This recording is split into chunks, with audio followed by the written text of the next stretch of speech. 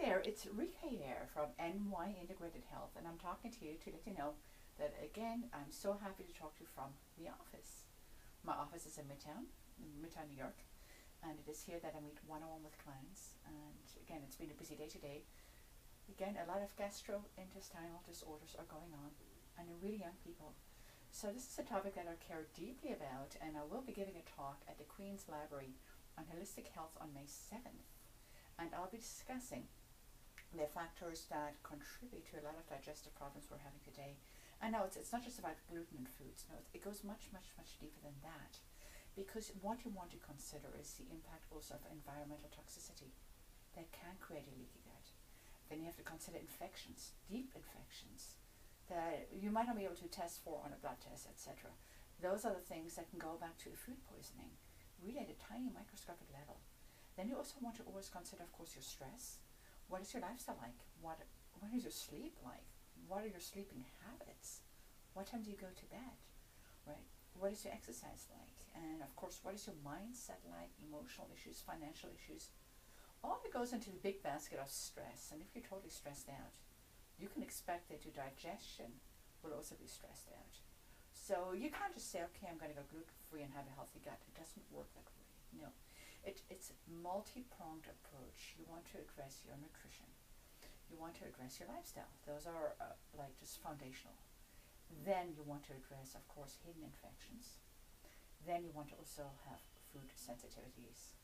And then you want to also consider detoxification pathways that might be blocked. And that is where genetics come into play, because if you have certain genetic markers and they are actually switched on, you will have a much harder time dealing with toxins and dealing with infections, especially viral infections. And then what you can really experience is this horrible fatigue that you're really dragging your butt around, you can't get out of bed, or you might be really worried about when you next have to go and find a bathroom, and that can really impact your work and your quality of life. Think about it. If you don't know if what you just ate is going to create a digestive problem, you might decide to go and see a movie, and then right in the movie you have to go to the loo. Or you might have an important business meeting, and next thing you feel your gut is starting to cramp up, and you know what that means for you. On the other side, you might be having more constipation issues with a horrible bloating and weight gain. All are also connected to inflammation. And all of this will totally siphon your adrenals, your thyroid function. And I think the sex drive goes right down the tube. Excuse the pun. It goes right down the tube as well. So if you have digestive ailments, you must address them. Don't ignore them, because they can really create much bigger problems down the line if you don't deal with them promptly. And yeah, it doesn't have to be anything crazy, not at all. Some antimicrobials, some biofilm breakers, food modifications, all that are just so darn helpful to get you back on the road to a healthy digestion. When you have a healthy digestion, you'll have a happier mind, because if your gut's a mess, the brain's a mess. If the gut's leaky, the brain's leaky. If the gut's inflamed, guess what? Mr. Brain is inflamed as well. And that is the whole brain fog, lack of memory. And let's put it this way. Everything I described does not paint a happy picture. So the mood goes down the toilet as well, speaking the pun again. But depression, I mean, who wouldn't be? If you've seen various doctors using medications as needed or are on medications, and they just tell you to come back in 4 months, and you've seen no change in months, in years, that is depressing. And not only that, you can really start to lose hope. And if on top of that, with genetic issues, gut issues, you are living, for instance, in a moldy apartment, all that can set you up for much worse conditions. So you really want to address your living environment from an environmental toxicity perspective. And this is what I do in my practice. I meet with you for an extensive period of time. It is very detailed. So always say, bring a snack, because we're going to spend quite some time together. I need to know pretty much what happened when you were growing up, your parents, your family.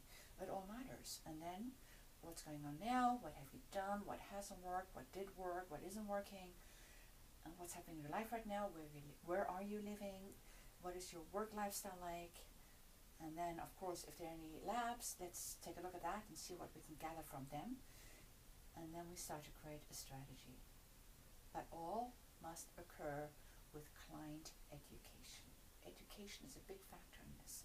It's no point saying you should do this or you should do that. No, it's no point in that. Tell me why I should be doing this. And if a client says to me, Rika, at this time it's not going to happen, then I know it won't happen, and I really appreciate the honesty.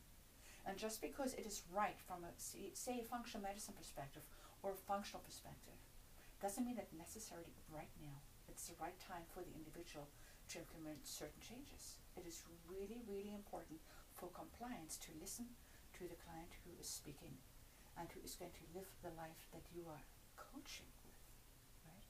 Coaching is a big part because recommendations are made, and it takes time to implement recommendations, baby steps, one step at a time.